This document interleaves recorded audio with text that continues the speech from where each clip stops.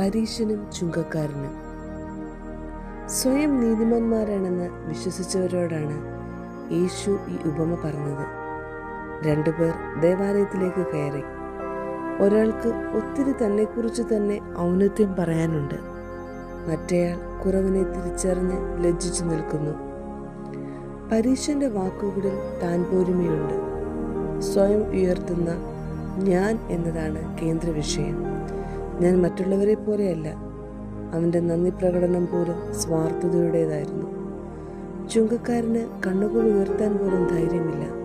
അവൻ നെഞ്ചത്തടിച്ച് കരയുകയാണ്, അതീവ ദുഃഖത്തോടെ. അവൻ പറഞ്ഞത് ഒരു വാചകം മാത്രം: ദൈവമേ, പാപിയായ എന്നോട് കരുണ കാണിക്കണമേ. ഈ വേദഭാഗത്തു നിന്ന് രണ്ട് വാക്കുകൾ ആഴത്തിൽ മനസ്സിലാക്കണം. നീതീകരിക്കപ്പെട്ടു.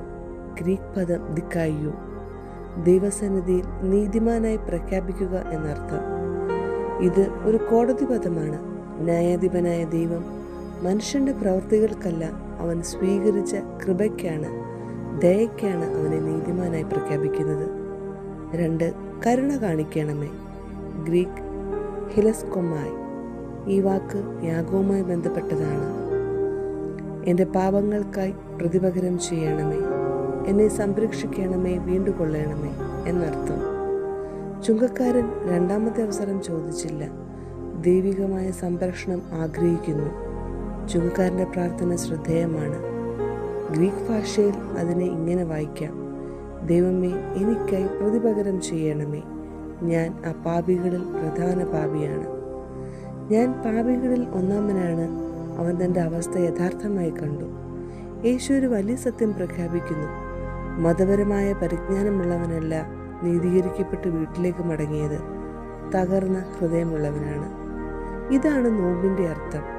നീതീകരണം സ്വയം ഔന്നത്യം പ്രഖ്യാപിക്കുന്നതല്ല, വിനയത്തോടെ സ്വീകരിക്കുന്നതാണ്. പരീശൻ താരതമ്യം ചെയ്തു, എന്നാൽ ചുങ്കക്കാരൻ ഏറ്റുപറഞ്ഞു. പരീശൻ ബാഹ്യപ്രകടനത്തിൽ നിന്നു, എന്നാൽ ചുങ്കക്കാരൻ കരുണയാൽ നീതീകരിക്കപ്പെട്ടു. ക്രൂശിന്റെ തത്വശാസ്ത്രത്തിൽ ഇത് കൂടുതൽ വ്യക്തമാണ്. പൗലോസ് അപ്പോസ്തലൻ റോമാലേഖനത്തിൽ എഴുതുന്നത് പോലെ കൃപയാൽ സൗജന്യമായി നീതീകരിക്കപ്പെടുന്നു. നീതി എന്നത് സ്വന്തമാക്കുന്നതല്ല, ലഭിക്കുന്നതാണ്. താഴ്മയാണ് സ്വർഗത്തിൻ്റെ വാതിൽ. സ്വയം പഴിക്കേണ്ട ദൈവാശ്രയമാണ് പ്രധാനം. ലജ്ജയിൽ അവസാനിക്കേണ്ടതല്ല ജീവിതം, സമർപ്പണത്താൽ വീണ്ടെടുക്കപ്പെടേണ്ടതാണ്.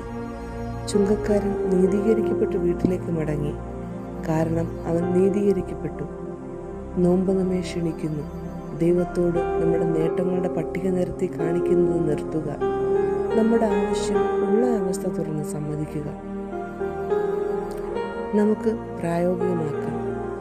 ഇന്ന് നിങ്ങളുടെ പ്രാർത്ഥന ഒരു വാചകമാക്കി ചുരുക്കൂ: കർത്താവേ, എന്നോട് കരുണ കാണിക്കണമേ.